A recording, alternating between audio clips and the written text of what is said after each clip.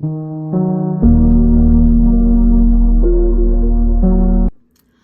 guys, White Witch 110 here. It has been, as we say, a hot minute since I have been on.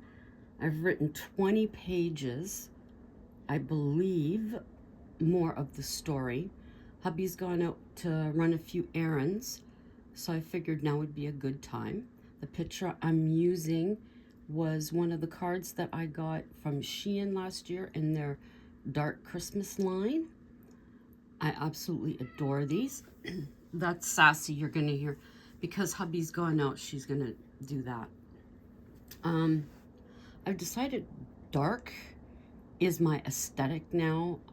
So the only things that I have up Christmassy are my black tree, and the little tree that you've seen me craft, and the snowflake that Miss Chloe sent. I requested one to come back to me, and that one is on my altar to Bridget. What else do I have? I have the little gift she gave me. Well, I have the box I'm looking at. Two little houses that I got at Dollarama yesterday, and my, I'll show you, and my Yule. That's it. The houses, there they are there. They're going to be, well, we know what color I'm going to paint them, right? Yeah, so we've been working and coming home and slightly stressed and going to sleep after we eat, and then awake and asleep and all of that. Do my usual makeup playlist and fall asleep. Yesterday morning was quite scary for us. I decided that we should go by cab to work. We've been going by cab, I think, almost every, if not almost, then every morning this week. Yesterday morning, we were right, oh, I have to show you. I have to pan that out. Okay, oh, I got all sorts of schnitz there. Okay, so this is the road that we take to get to work, okay? And here is Canada Post. And there's a road here that goes this way, okay? You catching me there? So we're coming this way with the cab. And some asshole, I don't know what he had to be 60 or over, comes whipping, and I do mean whipping, this is not an exaggeration, people, whipping around the corner, does not stop. Our taxi is right here. This asshole right there. Hubby said he came off the back seat and went blank for a second. I believe our taxi, he's saying the taxi stopped. I don't recall. I just remember when that car came, I seen how close, because I sit on this side. Hubby sits on the driver's side. I remember seeing how close it was, and I thought, no, it can't hit. And for the grace of the goddesses and the Azure Dragon, the White Tiger, the Red Phoenix, and the Black Turtle, this asshole did not touch the cab. As close, we were made, I'm going to say it was that close to this jerk hitting the taxi. And if he had, the taxi would have rolled, and it would have either been major injuries or death. Instantly afterwards, what came to my mind was Diana in the back of that car, and thinking, when we get in the cabs, we don't put the seat belts on. And I think from now on, although yesterday coming home we didn't, but, or did we come by bus? No, we came by cab yesterday. We didn't, but from now on, from this day forward, I will be looking to see where the seatbelts are in the back. That's for sure. But that's exactly how close it was to that jerk hitting us. And then when he got up almost to where the bridge is, he put on his four ways. The question, I guess, would be, was this jerk having a problem with his car, or was he just being a jerk and speeding? It was something. Hubby got out when we got to work. He checked. There was no marks on the car. The taxi driver believed him. He's one of the normal ones that we get. He says, not that I don't believe, but he had to go out and look himself, which is understandable. It's his car. He looked, nothing. He was shaking, understandably. Hubby was shaking and in shock for what just happened and how close. Me, I guess, just went into comfort mode, not comfort mode. What do I want to say? Survival mode? No. I was making them feel, trying to calm them down, basically. So I felt okay. But when we went into the kitchen and we were sitting there having our toast and tea, that's when it started to hit me and I started to shake. But I felt I had to keep it together for those two so that it wouldn't be three of us like that, right? But that was damn scary, let me tell you. And like, oh my God, just way too much. Whoops. I need to find my other, what do you call this thing? I need to find my other selfie stick or whatever. Because this one, I don't know why it does that. I don't have anything to tighten it either. But anyhow, so that's yesterday's story. Now we'll go on with the story of Abigail and Jace. Let's see what's happening with them. Okay, we left them, if I'm correct. We left them in bed. What do you know? Okay. So I'm hopefully gonna know now who some of these people are. It looks like I got a new character and I'm just, Okay. Christine was escorted to the theater. Make sure you get everything, she was advised by Mel. I'm disappointed in you. Never in a million years. She makes it. I know what she's like. I was in your position once. I was fortunate. Abby gave me a chance. Do you think? She asked. I can't answer that. They had all been through the ringer. Years had passed, but stayed the same. They all needed a change. They all needed off the merry-go-round. So now I guess Christine did something in regards to Abby and Jace, or regards to Abby. And Mel went through the same thing with Sally in regards to Abby. So that's what that is. I connected the dots. Okay. Jace was looking for talent. One young man made himself available for an interview. How old are you? Jace inquired. 27. How long have you been singing? Since I was 14. I've written a lot of my own music, he offered. Good. I'd like to hear some of it. I have one important question. Were you sent here by someone? The young man appeared confused. No, should I have? No, but I will let you know that if I find out you have, you'll be gone. Jace laid it out. I understand. So, does this mean I have the job? Yes. You have talent. I'd like to make this position long term if it works out. I'm wanting people I can count on. I'm there. The young man was excited. Do you live close by? 25 minutes away with my buddies. Would you consider moving into the mansion? Wow, cool. I'd love to live here, but how much is the rent? He asked. None. Your concentration is on your performance.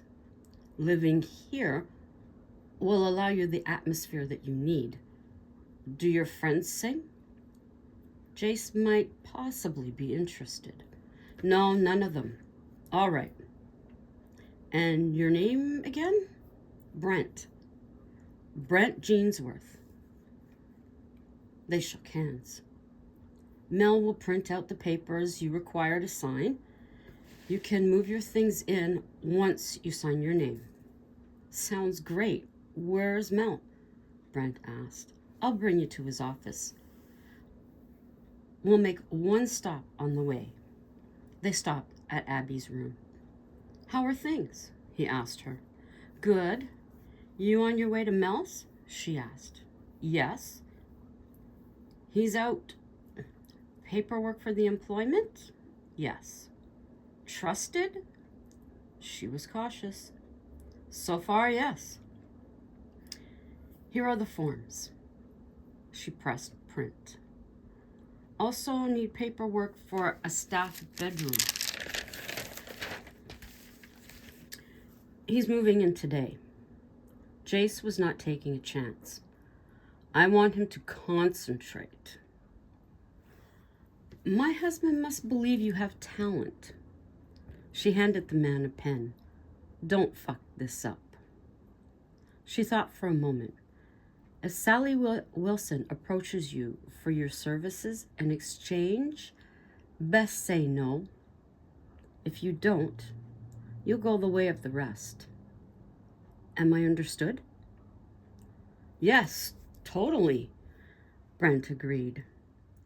You report to my husband, Mel, Jan, or myself, and no one else. Understood? Very clear, he said. I hope so for your sake, she said. Brent signed all the paperwork. He was good to go. As promised, they helped him move in. Wow, never imagined all this, he commented. The rest of the day and next, Brent settled in. He laid on his new bed, enjoying it all. His friends were jealous, and soon Brent lost interest in them. The childish behavior he refused to be part of. It's the weekend. Not hanging out? Jace asked. No, tired of that scene. I don't fit anymore. It's called growing up and out. We all go through it. What you don't need falls away. Good thing is, new things come into view, Jace explained. Like a snake shedding its skin.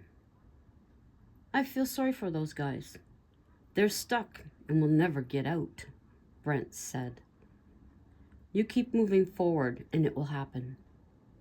You have the talent, don't waste it. As I've said, I'll mentor you, but first, sign of backsliding, I'm out. Best to tell it straight up. Jace and Abby closed the door to her office. You honestly believe this kid will make it? She asked. Yes, but he has to stay away from those deadbeats. I laid the line down. His decision what he does. If I had had a chance like this, I would have grabbed it. I'm hopeful he'll appreciate it. I'm contemplating on talking to Joe about him. I'm not so sure I would. Don't put your neck out yet, Abby cautioned. Don't worry. He kissed the top of her head. Hey, she pulled him back. I want more. He went and locked the office door. He took hold of her jawline and initiated his deep French kisses that Abby needed endlessly amounts of. She pulled his head close as possible to relish the sensation of his tongue. She felt his chest press against hers. Now. They declared in unison. The deep kisses continued. He took her right there. His large hands, gentle as always, glided her towards him. The anticipation before they connected and excitement each time. She held tight around his neck, his embrace around her hips. Purposeful. Eyes on one another as they climaxed. I love you, he said in a whisper. Abigail softly kissed his warm lips. Never doubt it. Urges more than met, work became priority again. Sinful grins throughout the remainder of the day told the story of what awaited at home. Jay spent the afternoon with Brent. He experimented with ranges in different songs. Abigail kept crossing items off her list. By the end of the day, half of her list was accomplished. Jace had found Brent's vocal range. I know the songs I want for you now. We'll pick up tomorrow. Cool. Thanks again for giving me a chance. No problem. Rest your chords tonight. Sure thing. Brent went off to his room. Jace made his way to Abby's office. Hey, sweet thing. You ready to go? Just one more notation and I'm good to go. Complete, they made their way to Mel's office. Mel, check your email. I forwarded 20 to you. The last one, I put a note. Please be sure to read it. I will, boss lady, he laughed. In the car, Abigail was obsessed. There was something about his driving that was a turn-on for her. Watching his hands on the wheel, the glint of the gold band. Man, she wanted to get home. Back home, Jace placed logs on the fire. We don't need atmosphere. You're breathing, walking romance, she told him with dreamy eyes. Come here, you. He sung in hushed tones as they swayed to his rhythm. The glow of the flames emphasized their half-clad figures. Eyes closed, they consumed the moments. Their appetites were ravenous. The heat of their bodies charged the room. Soft cushions were ample as they shared each other again. They slept, Jace against the back cushions, Abigail's back tight against him, a fleece blanket to cover. She dreamed of Tom, tearing her clothes. His hand posed to strike her face. She woke with a start. She believed she'd seen him there in the living room. Abby let out a scream. Jace woke. What's wrong? He's here. I seen him. He's in the house. Who? He sat up, pulling on his jeans. Tom, I seen him right there. She pointed to the oversized chair. Jace searched. It must have been a dream. No one is here. He checked the bathroom. Everything as it should be. He sat back down. Let's get upstairs. She followed him without a fuss. He stayed awake till she fell back asleep. In the morning, Jace lay on his side, concerned for her welfare. Morning, Abby greeted as she woke. How you feeling? He asked. Okay. She stretched her arms towards him. He snuggled to her. What triggered the dream? I don't know. I don't want to talk about it. Abby kissed his chest. We need to. She sat up in bed, her naked back towards him as he continued to lay there. It was horrible. He didn't care. I pushed and I hit him. My arms couldn't move fast enough. I cried and shouted to stop. He ignored me and laughed. He thought it was a game. I was desperate for it to stop. My heart felt like it was beating out of my chest. I finally pushed him off the bed. He crawled back up, laughing with the biggest smile. I had nowhere to go. The panic inside me was off the charts. I just wanted him to leave me alone, but he wouldn't. He went at, and her voice trailed off. I cried in the bathroom and got dressed. He sat in the living room satisfied. To him, nothing was wrong. I felt dirty. I was scared, and I prayed that was it. She turned to look at Jace, but it wasn't. He made me feel violated on other occasions. His hand touched her back in support. I was in the tub. Tears came easy at this point. I couldn't have a bath in peace. He'd kneel by it and start touching me. I couldn't get out. He smiled, said it was okay because he was my boyfriend. I felt like throwing up. I just wanted to be left alone. When he left, I sat crying in silence. I prayed he'd leave me alone. Abby attempted to gain control of herself. She began to shake. Her nerves were so bad. There were other times. He grabbed my ankle, pulling me to him. I had bruises. She broke down. The pain sharp, the memory so vivid still.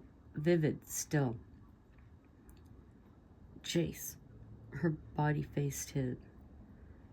No one knows what I went through. The mental damage, the scars left inside me, they never heal.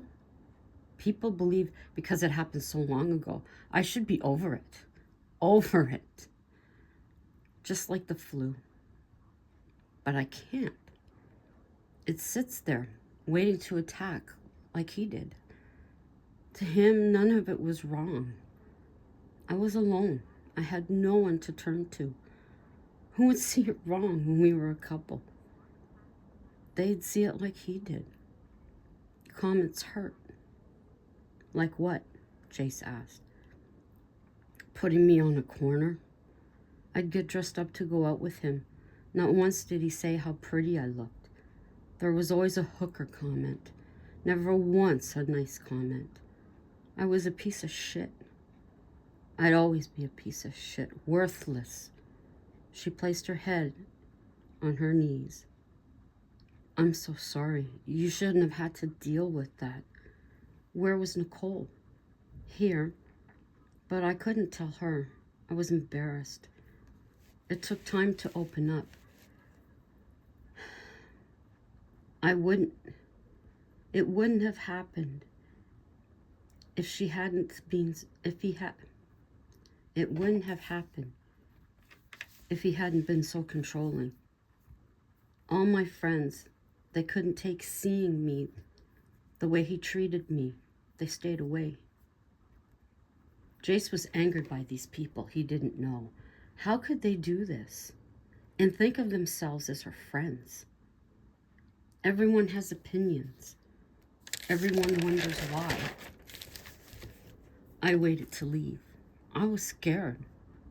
I thought things could change. They never did. Abigail's eyes were bloodshot. Her head ached and her body weak from trembling. You'll never go through that again. He placed his arms around her. Reading a fraction of the experience, hearing it from Nicole, but now seeing the effect, long-lasting effect, was overwhelming. Jace stayed strong for her. On the inside, he was crying for her. Go have a shower. I'll make breakfast. Abby pulled herself out of bed and went to the bathroom. Water from the shower head beaded on the tub, drowning out her crying. It still hurts so much, she said to herself. Jace took a few minutes in the kitchen to digest. Hearing the raw emotion, it was too vivid. How could a man treat his girlfriend in this manner? Sick bastard. He pounded his fist on the counter. Shortly after, he heard Abigail coming down the stairs. Wiping his hands on a dishcloth, he asked how she felt. More in love with you than ever? Jace gave her a hug. I'm sorry I couldn't be there to protect you. You're here now, that's what matters, she said. I have toast, bacon, and eggs ready. After breakfast, they went for a walk. Nature was waking in the first taste of spring.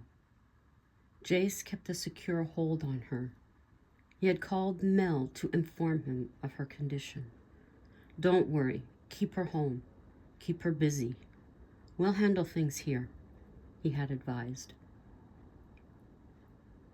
Sonny called when they were halfway home. I'm out with Abby. Did you want to say hi? He asked her. Jace handed her the phone. Hi, Sonny.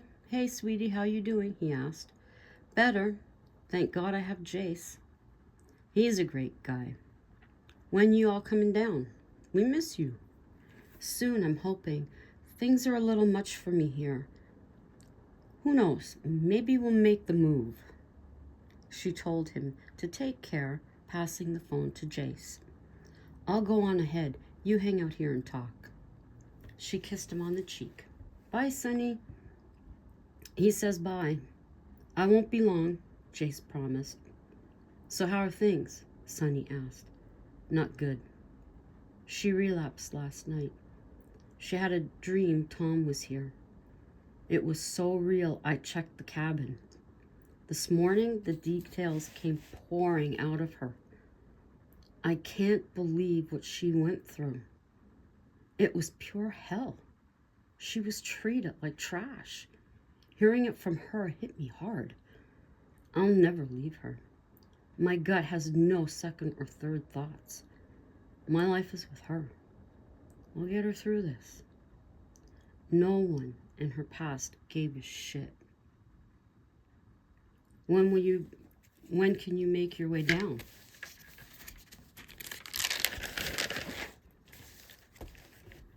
We'll make space for you guys. Yes, we know. I've got to get back to her. Stay safe. I'll let you know. He hung up. Abigail was reading when he got inside. Sonny's wondering when we'll come down, Jace told her. As soon as possible, I think. Just have to organize with Mel, was her answer. I have a couple of things to do in the theater. Go ahead, she said. I don't want you alone, he told her. I'll keep the door locked. Please don't worry. Against better judgment, he agreed. I'll be back as soon as possible. He left, and she locked the door. Panic set in immediately. Every noise in the cabin made her tuck herself further in the corner of the sofa. She checked the main floor bathroom. The lock was intact. Jace, I'm surprised to see you here, Mel said. I have a couple of things to see to, then I'm gone. She told you in her own words? Mel inquired. Yes. It was difficult to hear as well as see. She's a strong person. Work done, Jace was on his way back home. Abigail sat reading a book. A box of letters Jace pulled down from the fireplace mantel. He sat in the comfy chair. He closed his eyes and chose one by hand. Abigail continued. Hey, there's a page missing.